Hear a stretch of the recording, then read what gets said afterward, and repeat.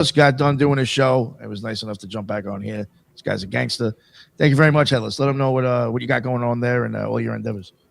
Thank you. Yeah, you can find me at the Headless Giant Podcast on YouTube and on Twitter, X, anything like that. So I've got a bunch of shows. I was just doing the trilogues with my buddies Ethan and Ricardo, and that was a good time. So check that out. Thank you. Awesome. Thank you very much, sir. And Brandon, Magus in the Media, what is going on, sir? Hello, everyone. I'm excited for this wonderful talk with Aleksander.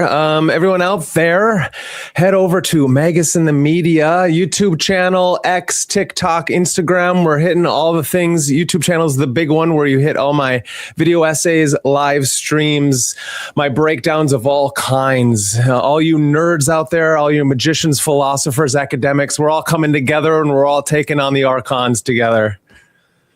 I love it. Definitely, I do have to say you definitely cover a plethora of different topics over it. So I love it. I really, it's great stuff. Yeah. Thanks, Nick. And we got, like I said before, we got Aleksander returning with us. Please, sir, let everybody know what your deal is. Promote any of your books. I do have your link for the book in the bottom, but let people know what's going on with you. Thanks for having me on again. As you mentioned, third time on your show. I really enjoy it as always. My name is Aleksander Czezkiewicz. You can find me, as with most of the people today, on plenty of social media, YouTube, Facebook, Instagram. Just copy paste Aleksander Czezkiewicz and you will find me easily. My book is Deja Vu Has Everything Already Been. You can again find it in Amazons, like in US, Canada, UK, Australia, and many more. Deja Vu Has Everything Already Been. The best way, the easiest way is just copy and paste my name and surname. Very nice. So, I know you approached me and you wanted to come back on again. I know you said there was, like, I guess, new things since being in school. So, I guess wherever you want to take us, wherever you want to start with that, I mean, it's your floor here. Sorry. Yes, there have been plenty of new things going on, both with my life, research, but also when it comes to like media, new discoveries, archaeological, historical, and plenty of new things. And before we had two conversations, first introductory one about lost history, and similar to this, title of our live stream, our history is older, we were talking about that. Then in the second one, we talked mostly about science, philosophy of science, the limitations, how it all works, and how science is never in the present form, in the current form, able to, go and achieve the truth, the final truth, or something like that. And today I wanted to compile all of that knowledge and also give plenty of new things. And as you mentioned with my school, I started bachelor degree with history here at my local University of Gdańsk. And I was actually positively surprised because I was giving my book to some like professors, doctors in history, ancient one, and they said that they did not agree as scholars with everything with lost civilizations, Atlantis, but they were pretty happy that people are that much interested at my age when it comes to this oldest history, which is, according to them, the least wanted one. Everyone, when it comes to history, wants to, learn world wars and stuff like that. But when it comes to this prehistory, when it comes to like younger generations, it isn't that very often that people are interested. So I was welcomed to some extent. I was given like private schedule to meet my interests, to have little specializations in ancient times, ancient Middle East, history, religion, and stuff like that. And I will be also soon writing peer-reviewed articles this time. And I wanted, with all of that experience, and it's been a few months there, I wanted to compare like academic knowledge with alternative history, how it's all connected, and what are the differences. And also, I wanted to include some new stuff, both that I have learned, but not only when it comes to my studies there, but also when it comes to just my research via books, internet, etc. And how, as it's mentioned in the title, the science is finally catching up with all the conspiracy theories about our most deepest periods of our history, of our past, with especially prehistory, dates like the dates of Atlantis, before first civilizations, and so on and so forth. So I think I will start with all of that. Let's say, according to, maybe let's start not with history like civilizations like ancient Sumer, Egypt, but let's start with humanity at all. And when I started studying, I wanted to learn more academic history. I got access to the library, etc. And for instance, when I was writing a few years ago, like 5 years ago, my book, Anatomically Modern Humans were appeared about 200,000 years ago according to genetic studies. 200,000. And again, first settlements 10,000 BC, so 12,000 years ago. Ancient Sumer about 5,000 years ago, so still there was a huge gap.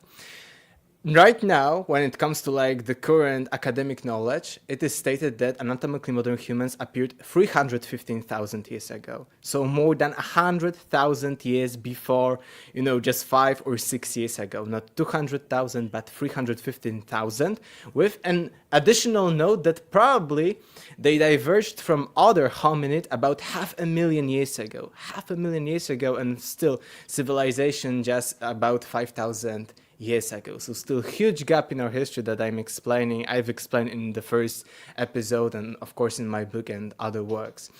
And what is interesting in that is we were given some like textbooks and academic books to learn about prehistory. And I got one very cool one from 2004.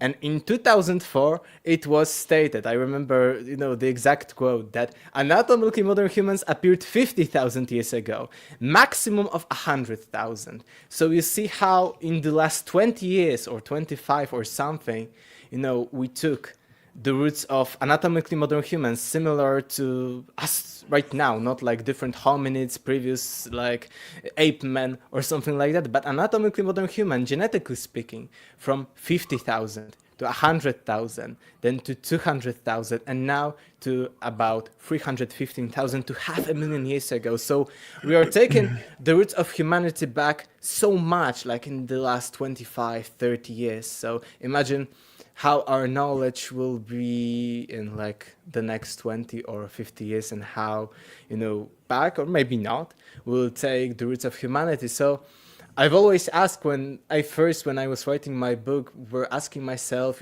how old is civilization? Like why only 5,000 years ago, approximately, when 200,000 years of anatomically modern humans? And I think that right now we are even more and more taking the roots of civilization back. So this was the, genetics, anthropology, prehistory, so before written history, before civilizations. But right now, when it comes to history, and these are like very recent news. Last December, I think it was approximately the same, like 15th December, 12th December, something like that. So about a month ago, there was an archaeologist, Assyriologist, Irvin Finkel, on the Lex Friedman podcast. And he mentioned that this is his own like controversial theory as an academic, but Irvin Finkel isn't like just a researcher, alternative history. No, he is, true academic person, very strict, very conservative. And he said that we might be on a blink of a bit of revolution, that the writing system was not first found in ancient Sumer or Proto-Sumerian script, but it may be as old as Göbekli Tepe. So it may be taken back from, let's say, 3500 BC to about 9000 BC and more. And he said it's his controversial opinion, but he's very, let's say, conservative, and he mentioned some evidence for that. And at Göbekli Tepe, this famous site about 12,000 years ago, with all of these megaliths that change a bit our understanding when it comes to human history, we found some stones with some kind of inscriptions similar to Proto-Sumerian cuneiform script that, according to this Assyriologist, may be actually used as some kind of stamps, stone engraved with some kind of script to, put on clay like a stamp. But of course, these clay tablets didn't survive because it isn't that much. Again, because I'm telling you right now, like very academic stuff, because before we were talking about conspiracies and alternative history, but the more, I was attending the classes and the more I'm learning the academic stuff right now, the more I actually found what I was thinking before, the more like it all, the evidence comes together. That what, Graham Hancock was talking about years or decades ago, what other alternative historians, what I've been speculating about for the last few years, the more I'm in this academic, the more I'm learning academic stuff, the more connections I see that it's making the picture. So contrary to belief of many skeptics that the more you learn academic stuff, the less you believe in lost civilizations or in Atlantis or something. Maybe it's not that I'm more believing because, I did my own research before, but I see connections and I see how, we will be changing very soon our history, that it's coming, everything is being taken back more and more by thousands of years. We are talking about here, let's say Sumerian script, about 3500 BC, the starting point, maybe 4000 BC, the earliest proto script or something like that. But now we are talking 9000 years. So twice the time as that, the times of approximately Atlantis. And we are saying that the script is taken back. So if there was a script, if there was megalithic if there were megalithic constructions like these found at Göbekli Tepe, we see that there was some kind of civilization at the times of Atlantis or just a little bit after that.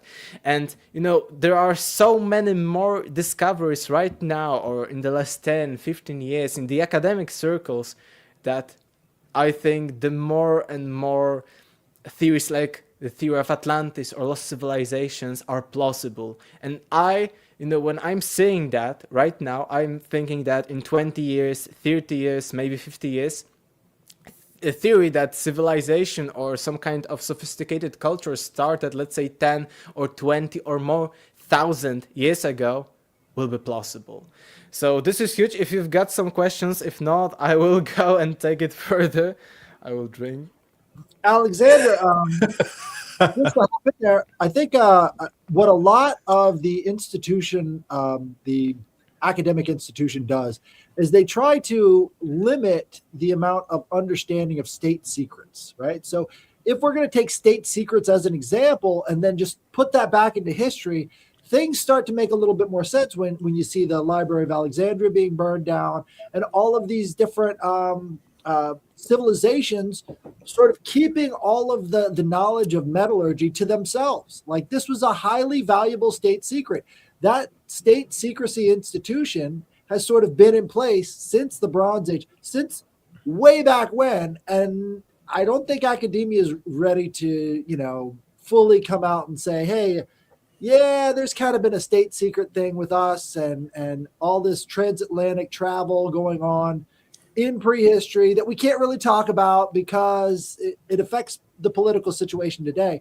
But all of these different ideas really come apart when you realize how much older civilization is than we're being given right now. So I don't know if that was a question, but no, that's brilliant. I agree, Headless. It's interesting. The more I work with academia myself, there's so much bureaucracy and administration and it's interesting how, we talk about the governmental / the deep state and black ops and all these different things. There's so many different the conspiracies. It's like they're all trying to vie for power. So even on the microcosmic level of in academia, you can't get one professor who's like, I know a man who's in the humanities department in like a really big school of like something as seamlessly as say like architecture or different things like that.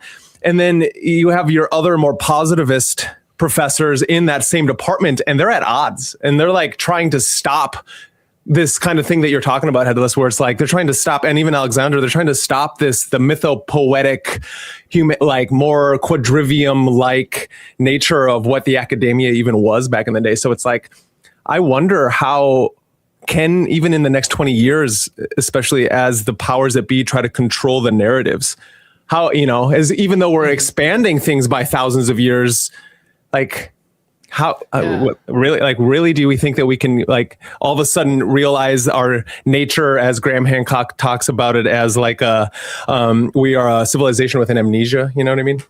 Yes, I understand. I didn't want to include conspiracy at first because I was actually very welcomed, and I think that there are, of course, plenty of conspiracy, plenty of, as you mentioned, bureaucratic things when it comes to academia. But from my own experience, maybe it's just a few months, and not with like tens or dozens of professors, but just a few. I've experienced that people, even at this level, some people are very open, very curious, and not everywhere, but of course at the higher level, like publishing level, if you wanted to publish something very controversial or something, yes, of course, but the conspiracy isn't everywhere. And still, when we try to make an appearance that there is no conspiracy, things are getting through, these new discoveries, this new stuff. So I didn't want to start with such conspiracy. And I think that not in entire academia there is a conspiracy. Even I mentioned that I'm on such podcasts, etc. They were asking ancient aliens and stuff like that, lost civilizations, and what they said about being an academic historian. And as I mentioned, there is a conspiracy, especially when it comes to, let's say, Polish history, because maybe here in Poland, ancient times, prehistoric, no one cares because it's not politically very dangerous idea still. Maybe on the other side of the world, of course it is, but here still it isn't. But when it comes to the Polish, for instance, megalithic sites, I had a few people telling me about their experiences that they couldn't go in places that are very accessible to casual tourists, but when they got some kind of apparatus like LiDAR or something, they were Men in Black came, Men in Black, of course, as a metaphor, some kind of agents, and they said, no, you cannot do that, better leave, or you will be in danger. I know people, firsthand who were telling me that and had a few of such things, but what I mentioned, I didn't want such a conspiracy because for the last few months, I didn't experience it. And why? They said, that historian is like a job. Like, let's say you are a judge and you need to, do your judge things, no matter, who the suspect is it your family member, or do you know the truth? You need to go, through all the methodologies, you need to know logically, rationally, analyze everything. And the same is with the historian. Even though you have some ideas, even though you have some opinions, in peer-reviewed papers, in the official academic statements, you need to be using historical methodologies. You need to be objective, no matter what, do you believe in Atlantis or not, you need to follow the guide. So, as I mentioned before, we had this conversation about limitations of science. That's why I believe, science will never, at the current form, come to the, final truth, like, spiritual, even truth, metaphysical truths. And that's what I wanted to today to show from my experience, that it's not that all academics, and from my experience, I as I'm in such a podcast, even bigger ones, I get plenty of critics, I get plenty of people calling me some kind of crap, etc., different words. But actually, when I went studying, and I know a few of academic members of high ranking here in Poland, at least, I've experienced that these kinds of people that are, we need to debunk Graham Hancock, Graham Hancock is racist, etc. These are, just as in politics, there are some very strong voices, they aren't like representing the official academic stuff. They are, in this like one kind of group that wants to debunk everything and wants to have this kind of opinion. And even right now, here we are learning about different kinds of approaches, maybe not as, let's say, controversial as Graham Hancock's ideas, but we are talking, okay, some people believe in that, but some people are completely in opposition to that. Even when it comes to actually such things that academia should, everything is in the current paradigm. No, for instance, the chronology and datings of ancient Egypt, there is still a debate, and, there is one academic group that thinks there were some kind of 100 years in the ancient Egyptian history, and there is the other group who is rejecting entire 100 years of history, which in result is completely changing the chronology. So I wanted to show, without the conspiracy, from my own experience, that such kind of, let's say, mild academia, not like very politically or conspiratorially interested people, it's like a job that you need to follow the methodologies, you need to follow that. This is our method. Like, let's say I'm some kind of engineer or someone, or car mechanic. I am 100% expert, in car mechanics. I'm like one of the best. But when it comes to, for instance, there will come a Karen, and I cannot do my own mechanical magic, because she will say, no, it's not like that or something, and I will get sued by her. So, like, you know what I mean. So the same, you need to follow the guidelines in the academic, but you can have like your own opinions and, your own stuff. You will be sometimes ridiculed, etc. But still, I wanted, to omit for a moment this conspiracy part, just to show, how everything from my own experience, how I experienced and how it shocked me, because I also before had this, I will go, I will be called a pseudoscientist or something. It will be only the boring stuff. There wouldn't be anything. And the same, the more I'm learning from this academic books, like I started, more heavily. Before I also was reading academic books, but I am more heavily focused because of the classes on the academic stuff. The more I see how actually finally on this level,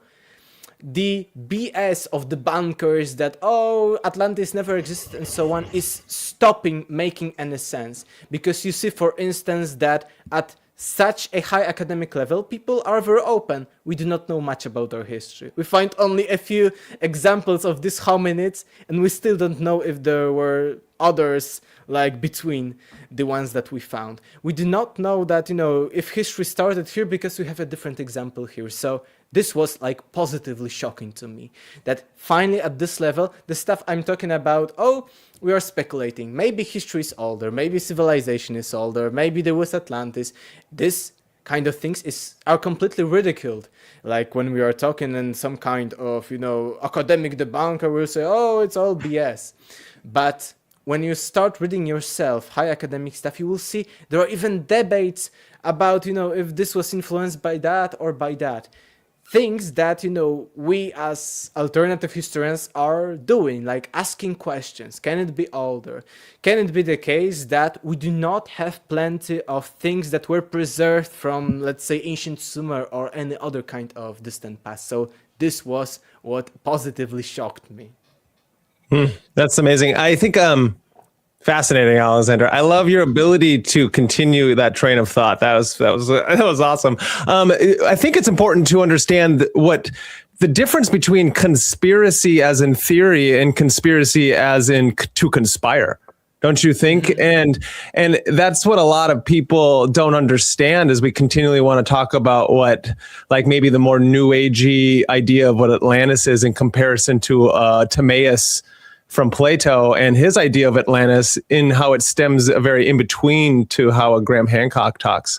But then can you speak to me on how you deal with the hermeneutics of the subjects and like your own historical lenses? Because that is something that then when you add in the ability to conspire and having all these different academic agents, like the bureaucracy of administration and the idea of trying to tenure yourself, is that you're going to want to maybe conform to a certain idea, so it's easier for you to get a job and be able to pay your bills, so you're not the professor who's in his car and then teaching his students, because that seems to be a massive thing that's going on, not only in the United States, but across the world. You know what I'm saying?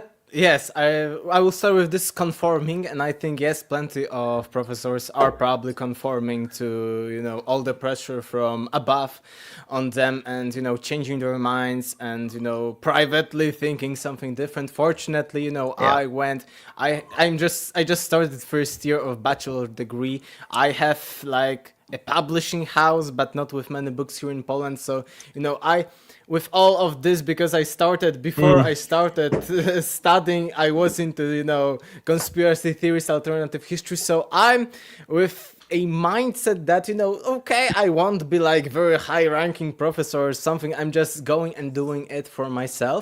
But when it comes to, let's say, conforming, the only thing I'm conforming to is, for instance, it was university's initiative, if I'm a writer, to write some articles on subjects of ancient history, prehistory, because not many people in Poland are writing on that. And I'm okay. And they said even I can write sometimes about Atlantis or the pyramids, but what I need to do, I need to get into these guidelines. I need to be critical of everything. And, but privately, I'm still, into conspiracy theories, into theories, and I will come to the conspiracy theories and this to conspire in a moment. But what I mean, and yes, when writing this peer-reviewed article, I will be critical. I even said I can be, do a critical analysis of something because it's a good exercise, of logic, of analysis. And I think, as I mentioned, the job of a historian is to be extremely critical of everything. We may believe in Atlantis and everything, but it's like a job.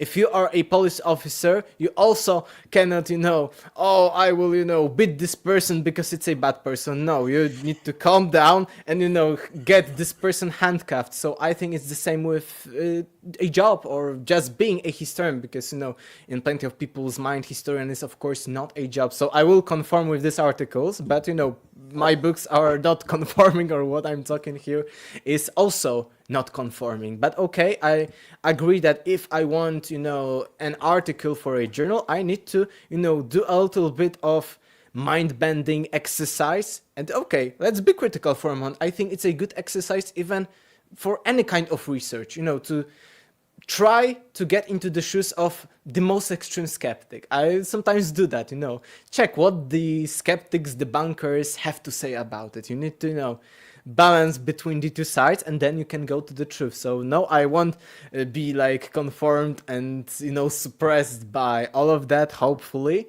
But yeah, it's a thing, you're right. And when it comes also to conspiracy theory, you mentioned conspiracy theories and, true conspiracy, but also, Graham Hancock's, let's say, for instance, ideas of lost civilizations, Atlantis, in my opinion, are not conspiracy theories, because conspiracy theory is a theory in which there is a conspiracy. Okay, maybe Graham is saying about some kind of, the Clovis stuff or the Egypt, that people are hiding something, let's say academics are not open. Okay, there is a little bit of conspiracy there. But, the idea of lost civilization or our now speculations about is history older, can it be older, can there be Atlantis? It's not a conspiracy theory. It's, just people in the media, everything for them that it's outside of what should be true according to the mainstream is conspiracy theory to them. Even though most of these theories are not conspiracy theories because there is no conspiracy involved. I sometimes mention conspiracies too. I even mention whole conspiracy theories, but I would say, my basic speculation about the history, prehistory, even the nature of the universe, spirituality, are not conspiracy theories. So that's another thing for our viewers, to think when someone is called conspiracy theorist, is he really? Are his theories about conspiracy, or maybe he's just speculating, he's just questioning things, asking questions? Yeah, nice.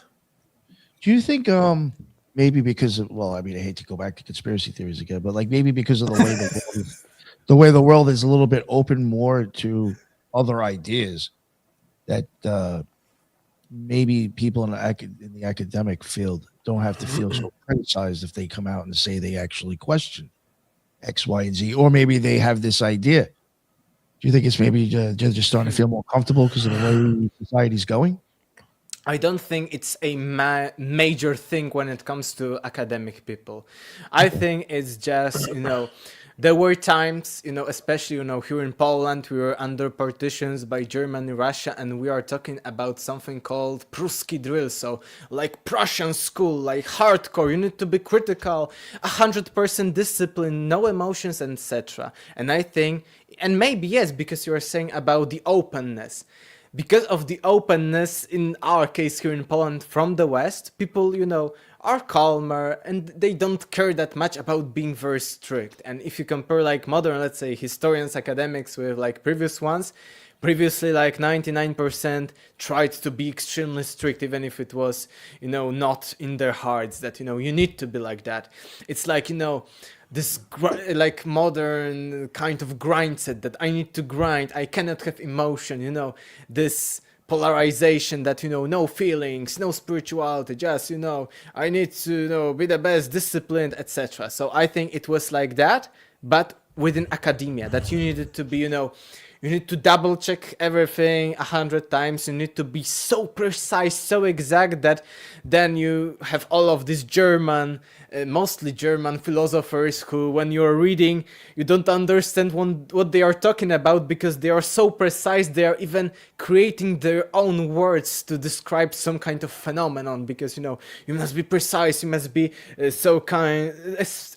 This extreme, someone would say this discipline, extreme, being critically extreme. So I think, yes, a little bit that you said that because publicly everything is more open-minded, it's changing the academia, but I would say that, there isn't much pressure from the public to do that. But I think that we should go into more mysteries because, philosophies, conspiracies, but let's say, how science is, at least to some extent, of course, catching up. And as I mentioned, the more I'm learning, the more I'm reading academic articles or papers, anything like books, textbooks, the more I see what I've been talking about in my book Deja Vu has everything already been, because I was asking question, how much of the previous times survived until nowadays? And I was speculating, and I had the opinion that, when it comes to the rate of decay of casual things from 10,000 years ago, 20,000 years ago, 100,000 or something like that, there is nothing much. And with this idea, plenty of skeptics, even at lower actually educational levels of my journey, like in high school or something, people say, no, it's not the case, lots of things are surviving, look at how many, let's say, flint stones we have, for instance, from prehistory, or at how many tablets we have from Mesopotamia. So this was like semi-advanced level, like advanced level of confidence, but not of true knowledge. But then when I started again reading the academic stuff, it was the same that I've been talked about and I've been criticized for. That you can read it everywhere. From prehistory, do not have plenty of things that survive because everything is fragile, different conditions and so forth. This is what I've been speculating years ago. Or from ancient, for instance, Mesopotamia, so many thousands, even hundreds of thousands of clay tablets.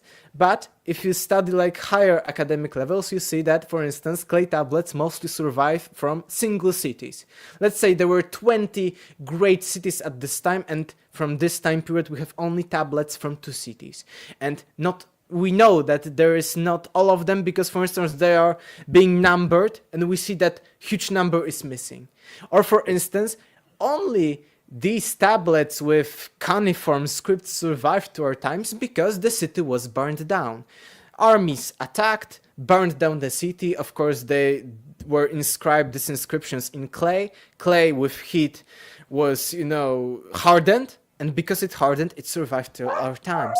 But still, you see, at such high academic levels, people are telling you that no, we do not have plenty, and it's like 5, 1, 2, 3% of all the tablets that possibly existed during this chronological times accepted by the academia. So at this advanced level, there is this notion that we do not know much about our past, that we have only like 1, 3, 5% of the evidence for that. Or just, let's say, Herodotus' vision of the pyramid was 1, 2,000 years after they were built, and B, it was completely, just, random guys were telling the legends to him, and, they wanted maybe, to show the strength of Egypt or something plenty, it's much more complicated than that, but, just to see that, when the critics are attacking Graham Hancock, when the critics are attacking any kind of idea of an older civilization, they say, they give these arguments, which on semi-professional level, even, let's say you read a lot,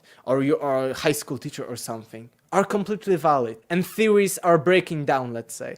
But when you start, reading advanced academic textbooks about, a single city of Sumer, or a single period of ancient Sumer, you see that, okay, we do not know much, and academics know that. And it is very well known in higher circles, the same with the previously mentioned hominid species, how many hominids there were, right now are the only times we are alone as hominids on Earth. Because before that, let's say a few tens of thousands of years ago, hundreds of thousands of years ago, there were at least few hominid species, not only, let's say, us, but at one point, the biggest number that we know about, but it may be even bigger, is we plus 5 hominid species. And right now you see, for instance, oh, giants, what stupid conspiracy theory, people believe in giants. Academic people or debunkers are telling that. But we coexisted with other hominids. One hominid, for instance, with whom we coexisted was Homo florescensis. We know about him, this hobbit's 1 meter tall. So if we, anatomically modern humans, coexisted with 1 meter tall beings, hominids, advanced, maybe there were also giants that we haven't discovered yet. And of course, the debunkers will say, no, we know everything about hominids. It's not true. And if you the more you study, even the academic one, even let's say for a moment omit conspiracy theory, that's, the biggest clue of this episode. Let's for a moment omit conspiracy theory, but even if you learn more and more of, let's say, academically accepted knowledge, you see that those debunkers are not right and do not know much. And that it is commonly accepted that we do not know much about our prehistory, about ancient civilizations, and right now we're taking the roots of civilization back by many times. Maybe some questions? You're laughing. No, laughing. I think that's great. I love you fucking just... It's just coming out. And it's beautiful. I think what's interesting is, as a historian, do you like, I think something that's being missed by historians is that hermeneutic understanding, and somebody commented it on here, it's how important narrative and story is. And so do you think one of these things that we historians tend to not integrate into their thinking and helping us date these things and understand the human story is that, what about the mythology of the times and the spaces that we're talking about? Can that add a little help? Yes, I think it's a great question. And again, people at lower level do tend, there are narratives, and I also thought, let's say a few months ago, like that, they are in their own narrative, I'm, let's say, in my own Atlantis narrative, but I learned that, no, as historians, at higher level, we even analyze some peer-reviewed articles, they are actually, analyzing different narratives, even the commonly accepted paradigm. It's not that people say, paradigm stays, and there is no paradigm shift. Okay, there is not yet a paradigm shift, but the current paradigm is constantly under pressure. Maybe, of course, we do not change, let's say, tomorrow there will be a consensus that Atlantis was real, no, but still these narratives are compared, contrasted, critically analyzed, and I was like, wow, it's so amazing. You mentioned about methodologies and stuff that historians do. This is what, I love about, before that was very heavily into philosophy of science, history of science, and the same, plenty of people are saying, we know everything about, this, we know everything about these civilizations, but at this level, again, I was telling people, for many years now that less than 200 years ago, we knew almost nothing about any kind of civilization of Mesopotamia. We have plenty of mentions of Assyrians, Sumerians, Babylonians, Chaldeans, Akkadians, and other ones. But less than 200 years ago, because most of the excavation in the Middle East started in the 1840s. And I was saying that for many years. And this year I, found true sources that are telling us that, yes, we didn't know almost anything about Mesopotamia. So the same could be about any other kind of civilization, Atlantis, Lemuria, some other kind. But yes, as you mentioned, these narratives, it is one of the coolest things I'm learning right now. And also the biggest shock to me that it's not the job of a historian is not about, going into this narrative, but actually the true job of a historian would be criticizing a narrative, showing this is only a narrative, this isn't, true, this isn't a consensus when it comes to knowledge. So yes, and I'm very open to do that soon. It's, as I mentioned, I wanted such a conversation and a little bit omission from conspiracy theories, because I was positively shocked at what is going on here, at least in Poland. Maybe though in some other countries it's a bit different. different maybe in the West, but maybe at some universities similar, because everything is being criticized. Even everyone was talking, oh, you are not telling about history, your channel is not even I had a channel here in Poland, and I wasn't very heavy into conspiracy theories. I was into Atlantis, megaliths, pyramids and stuff like that, and they said, oh, conspiracy theory channel, it's not history. And I said, where is the conspiracy theory? I also speaking, maybe pyramids are older, maybe megaliths are older, etc. And it was very shocking to me to experience that. But right now we are analyzing at classes some very cool articles, one so-called of the best as examples, and they are doing the same. They are speculating that maybe right now we think about that, but there is another possibility. Just as we are speculating, okay, maybe we now think the Sumer was the first civilization, academically speaking, but maybe there was another one. This is what's being done by the best of the best when it comes to scientific articles, and I was shocked by that. It's what I'm doing, and I'm called on the internet conspiracy theories or some kind of, bad words, etc. But they are doing that, and this was what I wanted to show, the differentiation between those who are truly at work as historians, maybe philosophers of science and someone like that, and the media, very loud speakers, oh, Graham Hancock is racist, you're conspiracy theorists, and stuff like that. But let's say, because I will forget about what I was talking about, again, we think that Sumer was but I think I explained it very well and answered your question. But again, the academic casual thing is that ancient Sumer was the first. But actually right now I got some cool news. It's not like news, but from the last 10 or 15 years here in Eastern Europe, not maybe in Poland, but in Romania, modern Ukraine, Balkans, there were proto-civilizations, even a few. Proto, so before, pre-civilizations. And they, for instance, had cities of 30,000 people. So pretty decent cities. Right now I'm living, it's a decent city in Poland, and it has between 200 and 400,000 people. So 30,000 people thousands of years before Sumerians is still impressive if we are looking from, academic standpoint of how our history unfolded this very deep past. And even, ancient Sumerian cities at, the highest had similar numbers of 30, 10,000 people, 20,000 people, and so forth. And you find plenty of things. For instance, first chariots, thousands of years before Sumerians from these regions, and plenty of other things, for instance, these proto-civilizations. And, if we accepted that these were civilizations because they were huge, they were having, some kind of hierarchy, they were living like civilized people, it was not like hunter-gatherers or something, but the only thing that it's, again, this methodology of science, the strictness, maybe, bureaucracy and stuff like that, we cannot accept them as civilizations because they didn't have script. They had script, but we haven't deciphered them yet. And because we haven't deciphered this script yet, we cannot say it's a script. So it's, shockingly, someone would call stupid, crazy to think like that, because we haven't deciphered something that looks like script. And it's not like just some kind of carvings. No, it looks like script, really.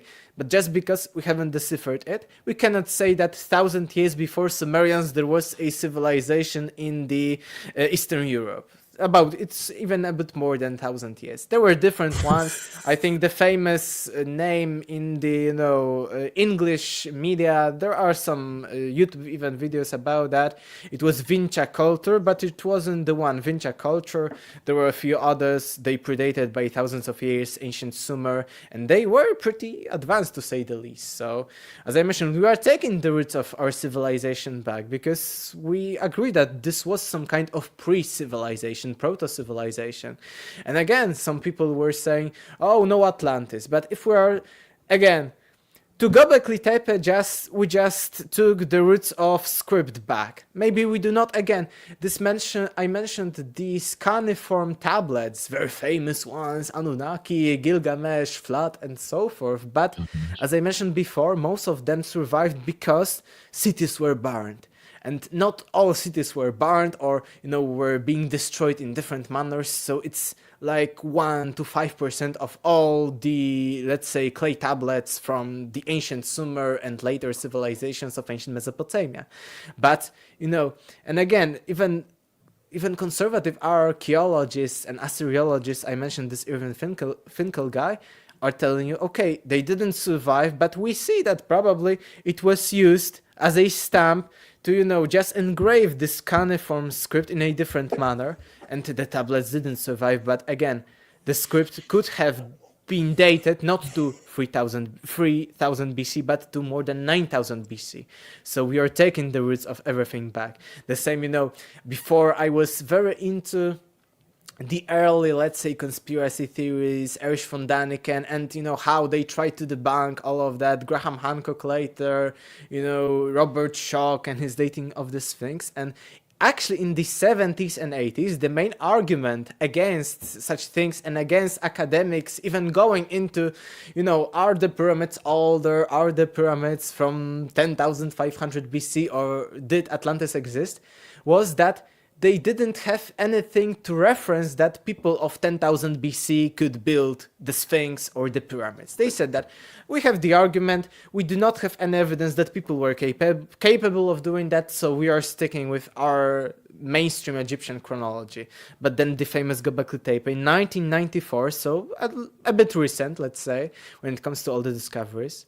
These megalithic pillars, right now plenty of other Karahan Tepe and plenty, Göbekli Tepe, cylinder seals. Yeah, it's this green stone. This is what they talked about. You can, zoom in. Yes, this or the other ones that it was, again, very conservative, high-ranking Assyriologist Irvin Finkel said that this stone was used to actually, and you see even its comparison with some later examples of true, cylinder seals, as was mentioned, but this kind of stones were used to engrave these in clay. So yes, thanks for showing it.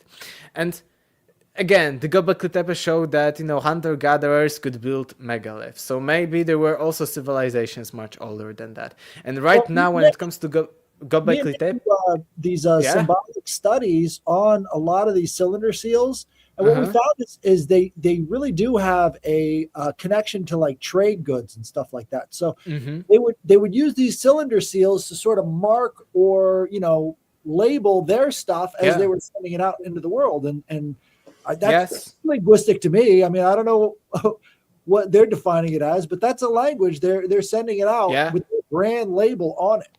So yeah, I agree, because as I mentioned, why I'm having this conversation today and speaking so much about academic stuff, to show you a comparison that, science is catching up, things are getting older, as Graham Hancock once said, and, previously alternative history or conspiracy theories are starting to, be true even when it comes to, academic stuff. And you mentioned it great.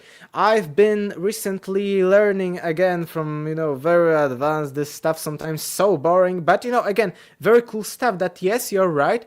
Actually, script, it's, common theory, like mainstream theory, how the script appeared. It appeared to actually, for products, for goods, for wheat, for barley, to, just, okay, we need to know how much food we have. So we are, inscribing, okay, this much. So it all started with, as you mentioned, labeling goods, showing how much we have, and this is commonly accepted theory. So it's not like a very, very speculative or some kind of like outrageous conspiracy theory. It's actually considered to be true. So that's how, according to it, it all started. And as I mentioned, proto-civilization thousands of years, at least 1,000 years before the Sumerians. So who knows, script 9000 BC. So who knows if maybe we'll find soon some kind of Atlantis or something. As I mentioned, most of the Middle Eastern discoveries, the famous, ziggurats, everything was only found in 1840s. And only because in the Middle East, in the, region of Mesopotamia, there were very good conditions, because it's another thing. I'm saying, in my Deja Vu has everything already been. My first chapter is about how our modern civilization would decompose, let's say, if there was a cataclysm or if everything was abandoned by humans. And I mentioned that it would be pretty fast, let's say a few thousand years, maybe 10, 20,000 years. There would be, of course, some specific materials that would last longer, but it wouldn't be that long. And skeptics say, no, in 10,000 years we will have all the evidence for modern civilization and so on. But it all depends on so many factors, and I included it back then. I was thinking multidimensionally that, okay, in some kind of conditions like in the desert, things are preserved for much longer, certain times, because maybe something that is very wet isn't that much preserved because it's, very dry place, but, other things are very well preserved. That's why we have mummies, for instance, mummies of 10,000 even years in some kind of deserts, not the Egyptian one, but, in the New Himalayas, Tibetan stuff, and so on. And, I was speculating about that, and the bunkers said, no, stupid speculation, it's not true. But it is true. And when you are reading advanced, again, academic textbooks, you see that they are taking into consideration that, for instance, again, another one cool thing that right now, I think last year, because it's the new year, excavation at the Sumerian city of Ur were at 22 meters below ground. 22 meters. And they approximately knew, because there were some inscriptions, that this place was, I don't remember exactly, let's say 2300 BC. They knew we found at 22 meters that it is from this period. So imagine how deep beneath the ground would be the Atlantean layer of, some kind of anything that was preserved for 10,000 years, approximately 12,000 actually. So you know what I mean. The more you learn, the more you see that previously conspiracy theories, Atlantis related stuff, Graham Hancock, it's all coming together, and we see that science is to some extent catching up. Again, not to like the biggest extent, but some extent catching up, and we are taking the roots of our civilization back many times. The same with civilization, pre-civilizations, hominids. Again, I remember critics saying, oh, I do not know shit about prehistory, about hominids, or about our, let's say, 200,000 years or millions of years. We have plenty of examples from all around the world. But actually, when you truly analyze that, again, we have plenty of examples, but sometimes they span millions of years between each other. Sometimes we found one place with 100,000 of human cut stones, let's say, these flint-like tools. 100,000 at one place or something. So the more you learn, even academic stuff, the more you see casual debunkings, which are going on all day long in the social media of Graham Hancock and others. They do not make sense, and they are not what is actually true, even within academic circles. And the more you see that there is, even within academic, not including conspiracies or any kind of bureaucracy or something like that, there is a huge potential that there was something more in our past. That, there was some kind of civilization like Atlantis, on whatever level of advancements they were. So yeah, here is some example. I think this one kind of went under the radar for a lot of people. Earliest fire making dated back to 400,000 years ago, unearthed in Suffolk, England. Now, whether or not this was humans, anatomically current humans or not, it still says a lot, right? This sort of blows the whole out of Africa theory out of the water. Right. Yes. And remember, it's only one find, and we haven't dig the entire planet first, and the second one, it's one thing that survived for so long, 400,000 years. So imagine how many other examples like that are there that either one haven't survived till our time, so we will mostly never know in like casual paradigm without some kind of extrasensory perception or some spiritual means, but B, we'll not find very soon because we are not digging everywhere. So you see, there is a huge potential. The same with out of Africa. There, even right now, they're saying, okay, out of Africa, but it's changed that there were few waves even before humans, that hominids before us already left the Africa millions of years ago. So it's all being a little bit updated from the time zone. Even I was shocked that, during such classes we were having alternative views. Both I remember to out of Africa theory, one, but it was very criticized, and yes, I've seen it was with some flaws, but it was mentioned still at the first year of history. Wow. And then we have another one when it comes to here our Polish region, the Slavs, because the consensus is that Slavs appeared about 6th century AD, so very late, just before the Middle Ages. And plenty of people say, no, the Slavs were here for many thousands of years, etc. And we were shown that, okay, this is what we are learning, that Slavs were very late, appeared here in Poland or in Eastern Europe, but there is at least one professor, high-ranking Polish professor, who is thinking the other way, that it couldn't be the case. So we were shown a few alternatives. Yeah, I think what we also are missing in this is that how fast, and I know a direct example from the area that I'm from, but how fast you discover new things by pulling up sites and you find new arrowheads or extinct races of bison or buffalo or animals, and then how fast the military comes in, scoops those things up, brings them off into a bunker somewhere, and it's never heard of again, only by a select few of individuals who may be working on the site, and the only reason anybody ever knows about it because they leak it just because of they're mostly a mundane person who's just doing their job, and then they tell some people and then no one ever knows about it. And so I think like the article you pulled up about the 400,000-year-old fire making, it's like, how many times are these things happening, but nobody hears about it just because of how fast, and due to the techno-oligarchical AI system, how fast can they scan regions and send out their men in black to go pick up those things? As conspiracy theory, it's not conspiracy at all. I can think of 3 direct references of those things happening. Right. Yeah. Well, what a lot of people don't understand about the military is it's a lot of top secret people working right next to janitors. Yeah, exactly. Nailed it. Headless. Yeah, no, you're so right. Janitors or people with pickaxes and shovels who are digging up those sites, and they just stumble across these things, who are just trying to, again, feed their families. And they're like, okay, whatever. Can I get back to work now? Or, Yeah.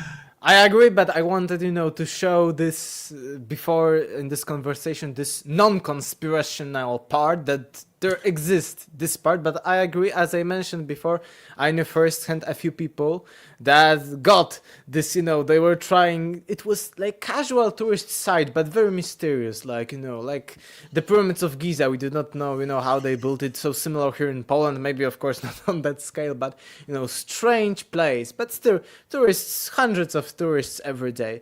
But when they started to do something else than just, take pictures and, read the labels, they will immediate, and they said, okay, you may be here, but you may be, threatened, you may be endangered. So I also agree with that. The same, this is again the conspiratory part. There was no conspiratory part, but in the middle part, in between, half conspiracy, half just, no conspiracy. We know that, about, I don't know, depending on the museum, depending on the archive, 70 to 80% is still, let's say, clay tablets or something undeciphered, being somewhere, locked down. And as I mentioned, the knowledge, let's say, from the academic textbooks, it's based on what is deciphered, what is being, classified, and, what is being described, each kind of piece that we find underground. But if, at some kind of sites, museum, 80% is still, unclassified. Again, not how different our history, even, being in the middle between this hardcore conspiracy and non-conspiracy, how much potential for a different turn of events there is. So yes, this is, an amazing, conversation, so much, conspiracy, academic stuff, hardcore, like learning, logical, analytical, but also philosophic stuff. But yes, I need to think of what I've also wanted to share. So if you have something, Well, go yeah. ahead. While you're thinking about that, Alexander, I mean, it's really important to while you're in the academic world, because I've been in it myself, and I'm still participating in it. Is that you as a student are only as good as the teachers that you have, and those teachers that you have are only as good as the works that they've read / professors that they've had, so on and so forth as it comes down. And so you can only read so much. You only have the ability to integrate so many articles into your own papers. And so it's like, how do you as a person, as wanting to move forth like your book and your work, but also how do you not get caught up in the mechanization and the rationale of a static mind, which your mind isn't that? So how do you continue to make sure that you are writing concretely while still breaking the edges of the scientific historical paradigm? I would say that this, my academic journey is like a side quest. A big one, okay, but it's not my main thing. I actually went there, we were asked, Nice. we were asked at first lessons why you went here. And people say, oh, I'm interested in that, oh, and that. And I said that, and people said, plenty of people, because I'm part-time studying, so at the weekends only, because I don't want, all day, it would be boring, 8 to 10 days, Yeah. I've been always autodidact, learning myself everything. So as I mentioned, it's a side quest, check out. And again, and I mentioned it's for my own personal research, business stuff, books, etc., like videos, media, content creation. So I said it's and every fun, because here in Poland history is like something boring, not useful in personal life and when it comes to jobs, etc. And they were, what? That it's just, it will help me.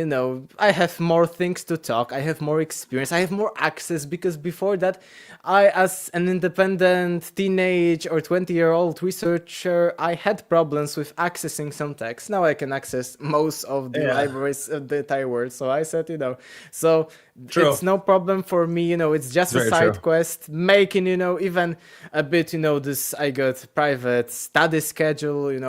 A bit more lessons, but under tutoring of a professor, etc. And this article. So I making more side quests, but I'm being independent when it comes to everything else. And as I mentioned before, it's not a risk for me that they won't like me.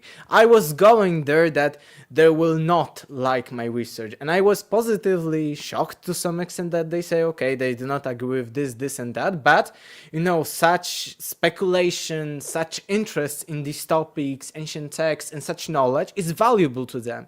And they say, even if it is considered pseudoscience or something by others, it is still, they are happy that people are interested in history, in our past, because even as academic historians, they want to people be more interested. It's like they're probably from above that they need to make people interested in history, but they say, okay. So I was positively shocked. I went with the most negative scenarios in mind. Maybe they will even kick me out in some time, but as I mentioned, it's only a side thing. I'm doing my own stuff, and if I ever don't agree with something, that's not a problem for me. If they say, oh, I cannot maybe continue something, no, that's completely not a problem for me. And I had an idea, you can also add something, but I had an idea of also what to mention. Okay, you have something else want to ask? Well, yeah, just the I want you to integrate what you're thinking about, but also integrate it into what is your thesis. Like, what is your idea about history and why you care about it, and then integrate it into your idea about that.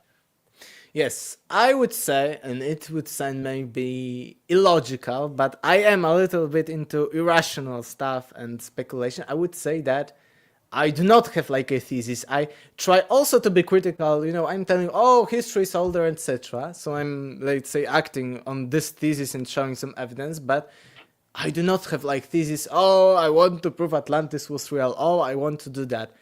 I just want to explore the biggest secrets of our past, biggest secrets of the universe. That's all. Spirituality, metaphysics, how it all came about.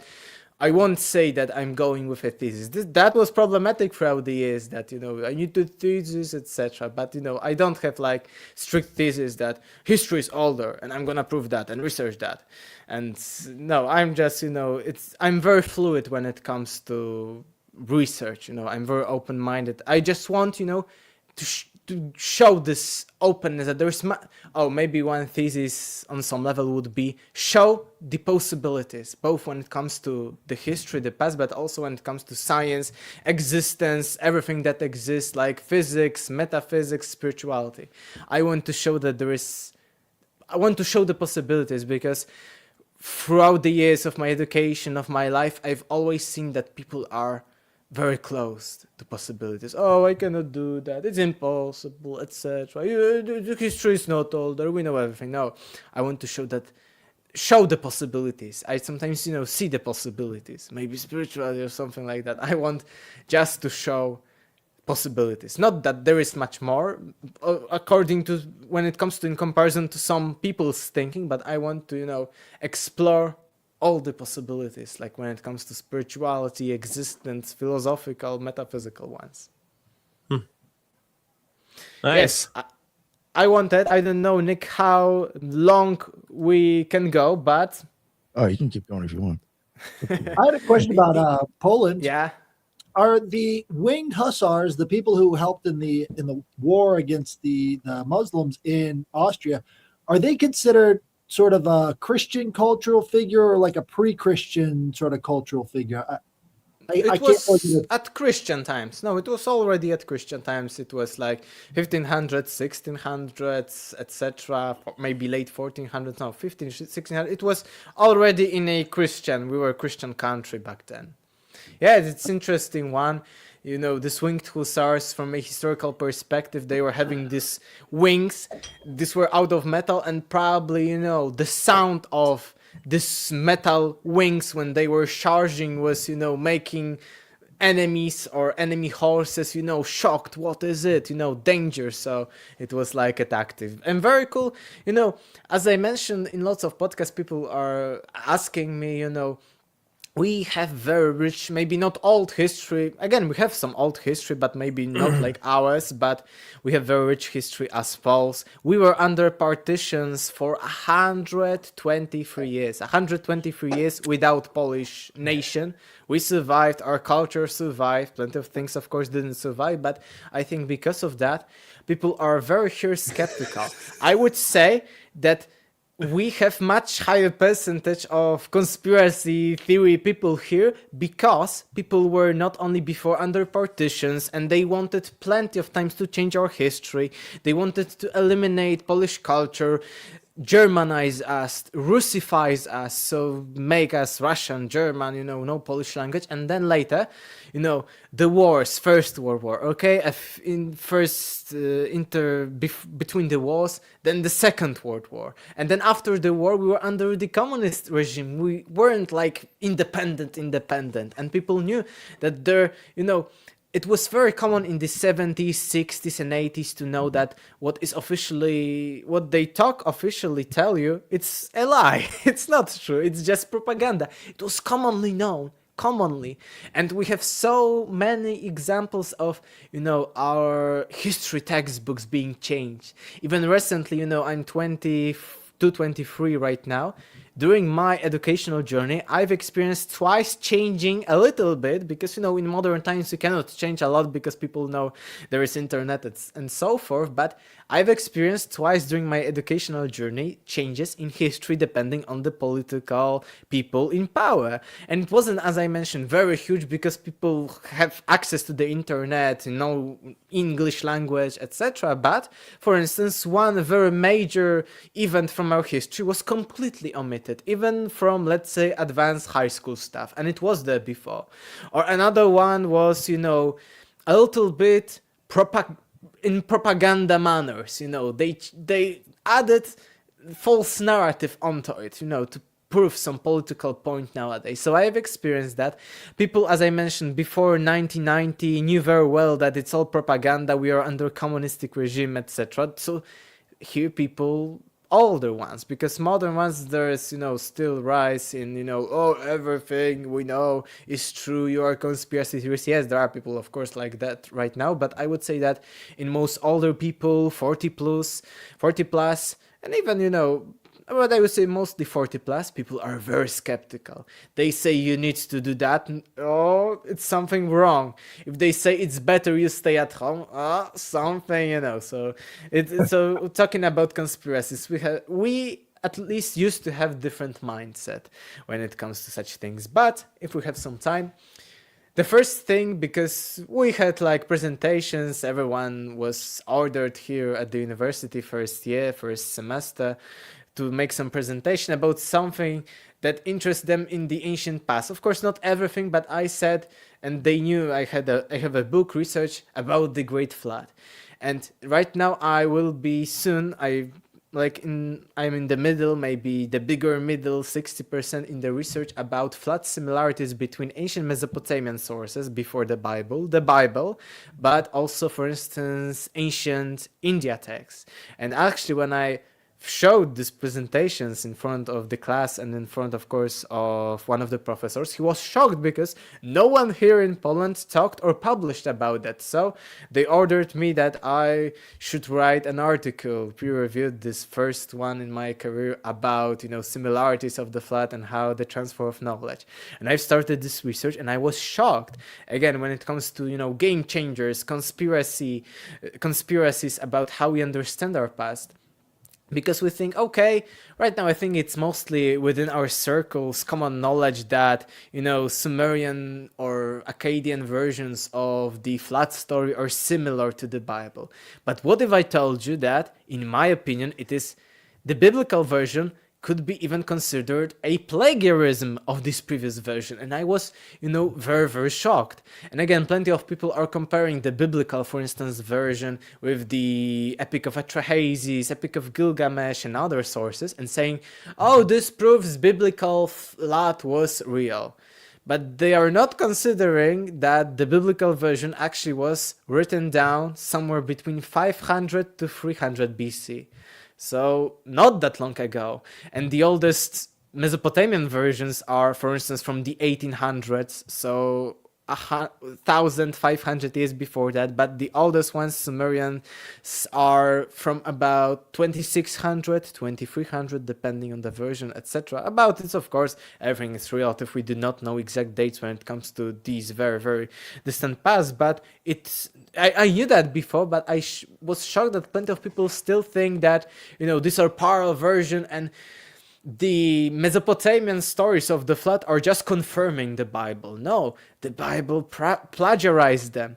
And before that, already in my book a few years ago, I showed that, for instance, number of people taken onto the Ark of Noah was 7 plus the main hero, because Noah took his wife, 3 sons of his wife, and 3 wives of the sons. So 7 people plus Noah. And there were, for instance, 7 Apkallu, 7 sages taken onto the Ark in the Mesopotamian versions. Depending on the version, there are different things. And again, 7 rishis. I think we even talked about it in the first episode here on The Occult Rejects, that the same number of people is taken in India, Mesopotamia, and the Bible. But I was shocked that, for instance, even the name Noah was probably stupidly taken from Mesopotamian sources, because even I found a few Assyriologists, I don't remember their name exactly, but a few academic people saying that Noah is not like the biblical name of the Noah was actually an epithet of Atrahasis from previous story.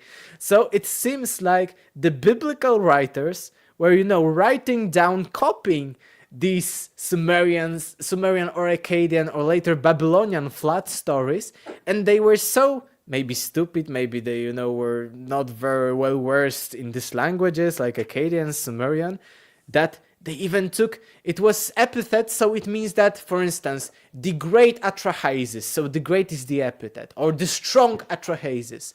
And Noah seems to be one of the epithets of Atrahasis. So they even plagiarized the name. Unknowingly, probably. They were just, writing things down. They didn't understand the full story, so they copied everything. So again, I was actually shocked about that. I'm still in the process of research because there's much more to that.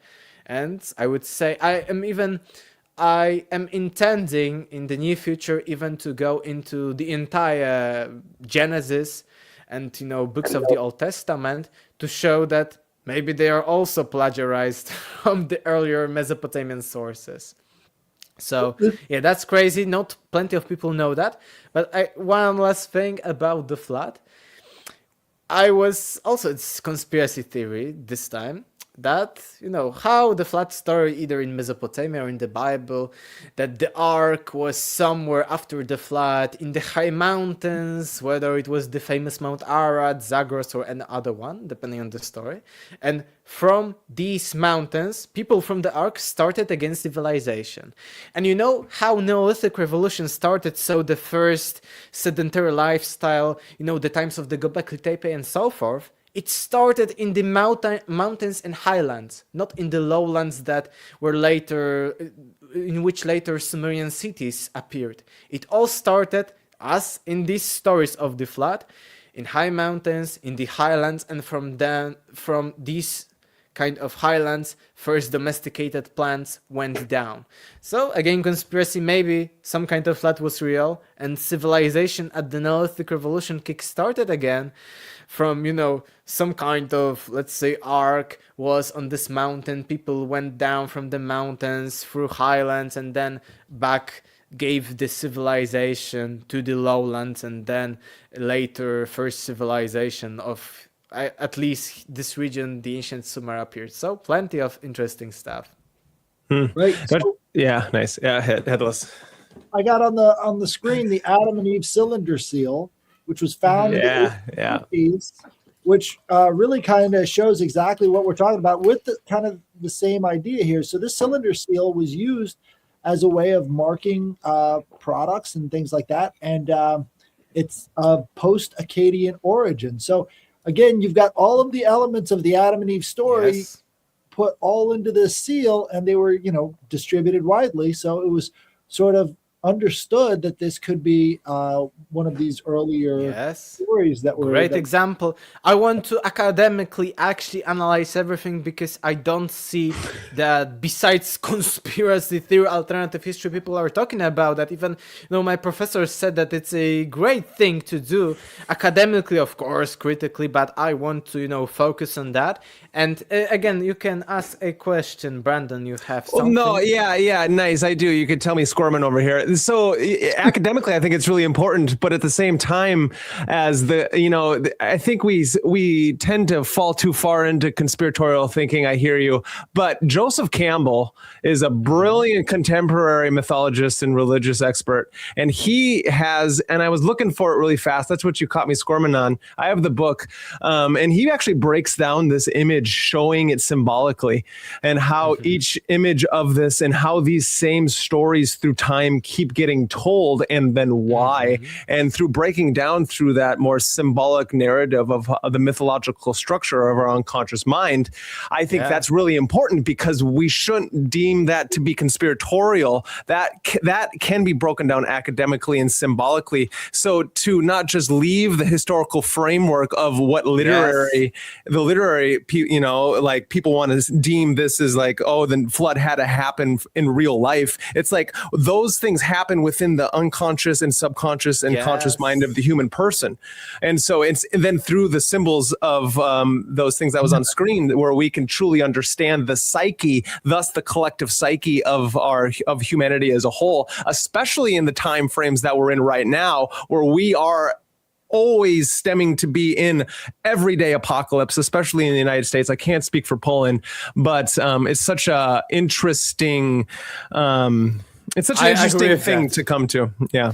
I agree with that, and I actually mentioned during this presentation, during my classes, about the mythological, philosophical, to some extent esoteric meaning of the flood. I agree with that, but as I mentioned, academically, historically, because as for instance with this case of biblical version of the flood being plagiarized from previous Mesopotamian sources.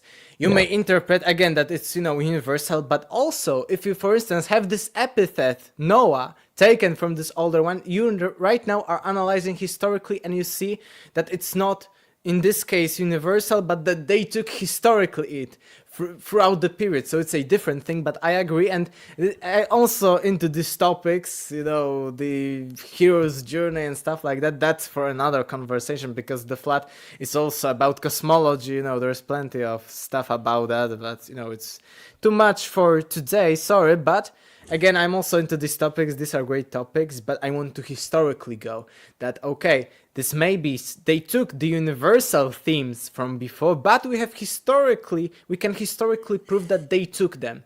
And it wasn't that, okay, they also created them, because we see how the transmission of knowledge went, and how, for instance, number of people taken onto the Ark of K7 is also has some meaning. But for instance, this Noah's epithet is directly taken from previous sources. Or for instance, that we know from the Bible that Noah is sending one bird. This bird is returning, so this bird couldn't find safe place. So it means to Noah that everywhere else is water. He cannot, find a place to stay.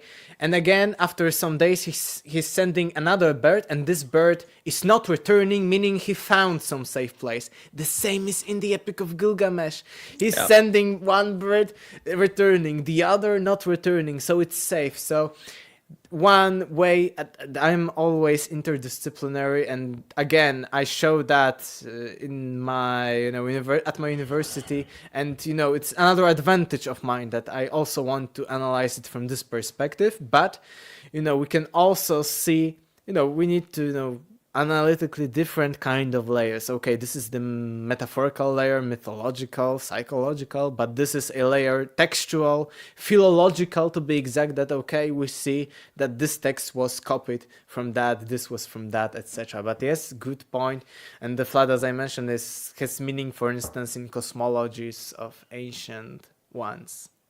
I wanted to bring this up real quick. Headless, can you go back and show the other one where the regular cylinder is on there? Sure. Yeah, because all of these cylinders were used for pressing lots and lots of clay tablets. Mm-hmm. I find something interesting, just like if you see this image right there, and then if you were to go back to the clay one, now I'm not discrediting that this isn't Adam and Eve, but now if you go look at that other one, just by removing that snake behind him that's attached to that square, you're going to automatically think even more it's Adam and Eve, because now the snake isn't near him and it's just near her.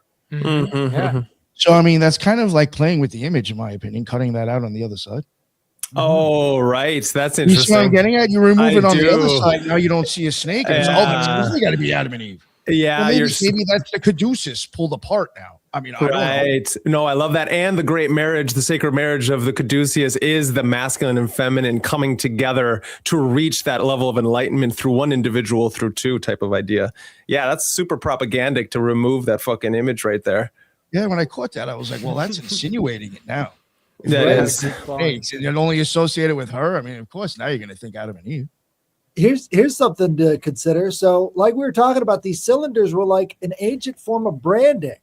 So the story of Adam and Eve is basically an advertisement that they picked up off the ground, and they're looking at creating a story out of. Like, we're looking at the back of cereal boxes to get our history from.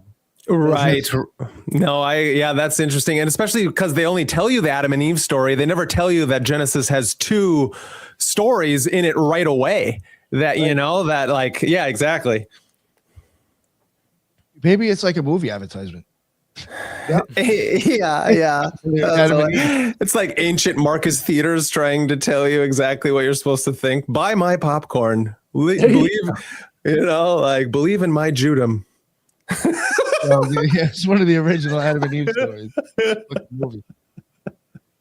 So again, it's very controversial to say that this is Adam and Eve because it uses the motif of the banquet, right? So you would want to show off the Akkadian wealth. So they had these Akkadian tablets to show off their wealth. And so to call it the Adam and Eve thing, they get kind of touchy. But I think, this is a lot of what was going on in the area was showing off your wealth through these tablets and the goods that were attached to them. Yes.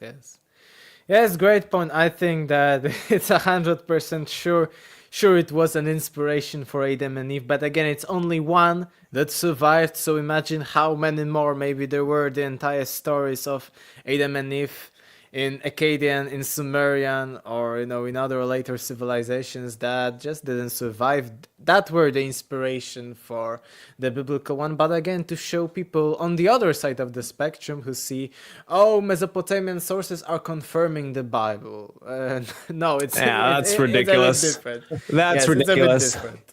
Well, it's more for me. It seems like it confirms the great work. It confirms the story that is coming and stemming from the unconscious mind that is continually being told throughout all cultures. And it's not a perennial story, meaning it's not one that happens linearly, but stems throughout the entire planet. Which is then why I have always thought that out of Africa theory was in complete and utter fucking nonsense.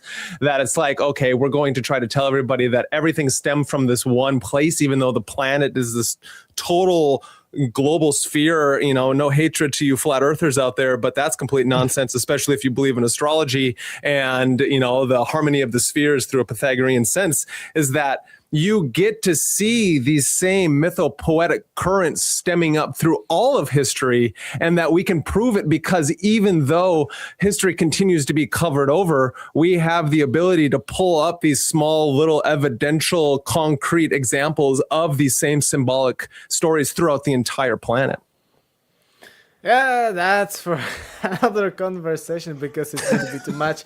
I have much in my book about, the symbols, astrology, maybe if someone is interested, we can, at the last in my book, it's Deja Vu has everything already been. And this Deja Vu is about the cyclicality of nature, of time, of history. And at the end, I talk about, cycles of our ancient ancestors. And if you are talking about, astrotheology, astrology, I found, not myself, but after other researchers, that history seems to repeat, at least to some extent, through zodiacal ages, through the precession of the equinoxes of the 25,920 years of the Platonic great year. And if we divide that into 12 zodiac signs, not 13 actually doesn't make sense with this, at least this repeating history. No, but with 12 it makes. And I found, after, for instance, David Wilcock, few examples of repeated history in the next cycle. So 2,160 years after that, similar, again, we are talking about universal stuff. So we could say similar energy, similar archetypes, but completely different. There was ancient Rome and not modern, but let's say 19th and 20th century history of the USA. We see the same motives, the same dark characters, similar errors being made. So again, it's a very interesting one. And you've mentioned about the harmony of the spheres. So I'm also mentioning about the geometry of the solar system. And actually, I think I need to add that to my website, because already in high school we needed to write essays on, I was having history, world religions, this was that I've chosen, and mathematics. And on the mathematics essay, I made an essay on the geometry of the solar system. There is a bit in my book, but I was calculating, and everywhere in the ratios from planets to sun, for instance, everywhere there was 108:432 golden ratio, so it was crazy. Even the planets may be distributed from the sun in the golden ratio, so it was epic. We may have, I had in Polish presentation about it, but it's crazy everywhere, not maybe exactly to 10 decimal place, but approximately it's very, very harmonic, very geometric. As I mentioned, 432, 108, golden ratio everywhere in the solar system. So already back there. And when it comes to this word religion essay I did about consciousness as the source of the universe, analyzing, different philosophical and religious thoughts. So already in high school, they threatened me that, someone at a higher level won't accept them and I won't pass, but I passed, they were like 60-70% because they didn't like the topics, but still they were accepted. And from history, I did about prehistoric measures of the earth, another cool topic. And another one, this we mentioned today, cosmology is universal stuff. So that would be for another conversation. Yeah, nice. Yeah, Alexander, sorry. Do you problem. have any embodied practice? Do you have an esoteric practice, meditation, kung fu, magic, or anything like that? Or are we just strictly in the intellectual spheres here? No, and just a bit. I would say that parallel to my research, and I started very early when I was teenager, and I always mentioned that it was the masculine part, like hardcore history research, because my book is full of also academic stuff, like full of footnotes, bibliography, etc. So parallel to that, at the same time, I was having like spiritual journey, and I say always that it was like masculine, this research, and feminine, this intuition, dreams, spiritual experience, synchronicities, etc. And I would say my history was interesting because before that I was on the atheistic, maybe agnostic side, and then I say, wait a second, it's too much, it cannot be logically explained, there is much more. So yes, I am into spirituality. I don't have like practice all the time, but I use, for instance, to read people's auras in high school or later. So, but I do not have like strict that every day or every something I'm practicing. I'm more like suddenly something cool happens. But Interesting. For many years, when it comes to systematically, I was having dream journals. Like I have 12 or something. This. like a few books of dream journals. I did that for many years, but I found out that if I'm not that strict with it, it's getting better when it comes to dreams. Nice. I'd be interested to see how you could integrate a practice, an embodied like daily practice into your work, and see how your work blossoms and blooms and doesn't only grow, becomes even more concrete. And how your thinking starts to really just kind of stretch itself out, because it seems that an embodied practice is something that most academics don't have. And not even academics, but even the more spiritually new age woo-woo, they think they have a practice, but what's important about practice is that it's a dedication. And that it's a dedication, that yoga, whatever it is, and I don't mean yoga as in you're fucking like going to your yoga class, but I mean actually having that body-mind synthesis that happens when you're dedicated to something larger than yourself, So something interesting to think about. I would say that I have something like that, and I'm using like not only today was very logical talk because of the topic and of my recent experiences, and also I would say that right now but I'm again getting a little bit in balance with this, very strict, very rational thinking and irrationality, spirituality, because in the past few years ago, I was too much, because I went again from this atheistic, agnostic, like in the material world, and then suddenly so crazy spiritual things that I would say I went out of balance into spirituality, not being grounded enough with logic, rationalism, etc. So right now I'm a bit more balanced. That's why I'm not that heavily and systematically doing, because I was the other way. I was systematically again relearning rationalism, logic, research. Yeah. I needed that one, I even started playing some like chess on the side or something, because I was too into this creativity, spirituality too much. So I did the other way around. Have you ever studied phenomenology? I have the book by Hegel, but not like very. Oh no! I'm gonna stop you right there. Hegel is only good for basic. Hegel's fine, but that's not phenomenology. What I'm talking about is Husserl, Heidegger, Merleau-Ponty, and Levinas. These are the characters that I think you should deeply get into, because what ends up happening is we start to understand that what happened is the Cartesianism came into being with Descartes all the way up until finally Heidegger, and it's still in our modern zeitgeist of the academic spheres, where you separated subject and object. And the idea is that is a convoluted illusion. Subject and object is not how we experience the world. We experience it through our first person experience with things and feelings. And it's got a very concrete way of how we see the world. And so I think it would be fascinating to see where your work goes once you integrate the phenomenological reduction. Yeah. I will try to get that. I have a few projects because, I may be a bit like tired or something, at least a bit, but, recently I had plenty of stuff going on, but, in a few months I will finish, the old ones and, finally be more free as I used to when I started the research. And I of course would have to say that I've regressed a bit when it comes to my research, but I'm still trying to delivering my best. But I was better when it comes to everything like that, as probably because, of this heightened spirituality and, maybe being more free, of course, and, focusing more time on that. But I think there are cycles, there are seasons to everything. And that's too much for, I think, to explain. Yeah, Thank you nice. again. I see that, people...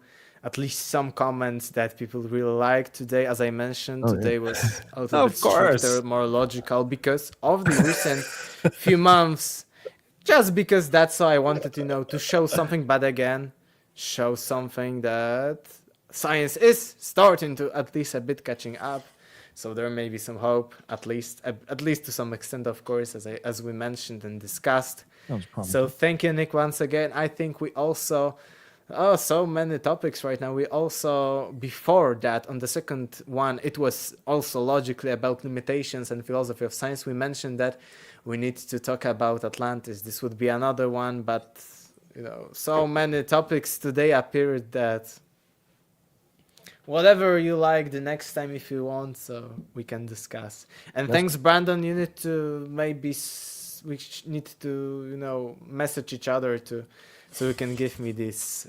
I would love to, Alexander. I would love to give you those sources. Yeah, that sounds great. I'll message you on definitely Instagram.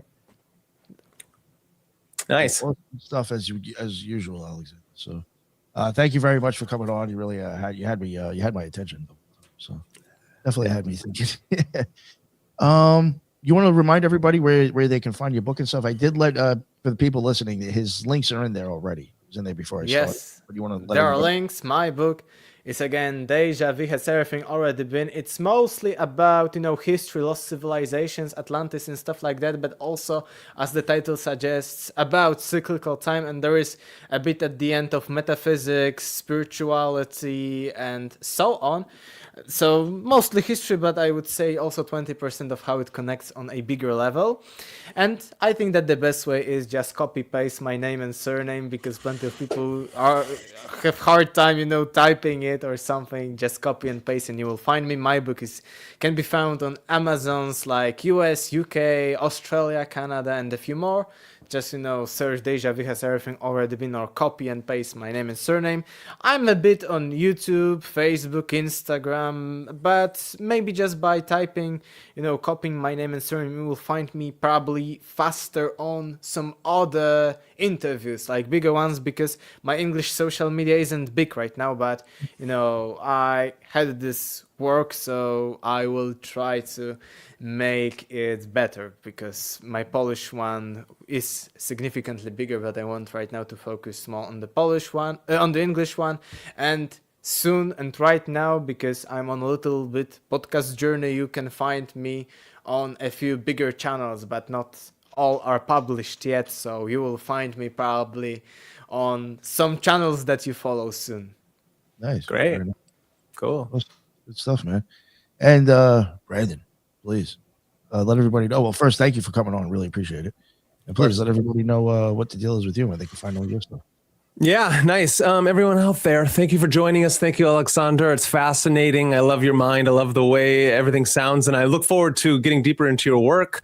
My channel is Magus in the Media, where we break down anime, comic books, literature, film, and media of all kinds through the mythological, philosophical, esoteric, occult, anything that's stemming from my mind. We're breaking it down and I'm trying to get it out there to all of you. We live in a strange time where meaning is lacking and no one really knows where they're going. And so we're trying to, not only myself, but Nick on a daily basis. So make sure everyone is continually watching all of the fascinating and brilliant content that Nick is coming out with all kinds of certain people. Yeah, Nick, you're crushing it right now. The amount of content you put out is fucking wild. And so so it's amazing. And the same with myself. This strange time, it's all about getting back into the soul and getting back into the body. And I think we're missing that in an over rationalized, over post like modern logical positivist framework. And it's the stories and it's our media that is showing us how to lead a better life. We just have to be able to see it either through the lens of they're showing us how not to live, or the symbols are coming from them and we are showing us how to live. Anyway, I'm on all the social media platforms. So just type in Magus in the Media, subscribe, like, and share, and let's enlighten the world together. That's my long-winded. Thank you, Nick. Oh, thank you. Oh, thank you. Great message. Great message. Thanks. Definitely go check out his social media. He does put out he puts out reels quite often. So yeah, you definitely doing it yourself too, my man. I am, yes. Yeah. Again, thank you so much, Alexander. Thank you everybody in the chat. That was a great chat. I was stuck on that for a little bit too, reading the comments. It was great stuff, and I'm glad everybody enjoyed it. I thought it was great, and definitely look forward to having you back on again, sir. So sure. So many topics. Even today, we came up with so many new ideas. Definitely keep on having you on, sir. Thank you for having me on. I really enjoyed it as always. Truly fascinating. Nice that you are having different minds also here in our conversation, because we are giving more and more and everyone is thinking a bit differently, even though we mostly agreed, but still new thoughts, and we may discover new things. Exactly. That's connect the dots, make some magic. Thank you. Yeah, and then until the next one, everybody be well. Later.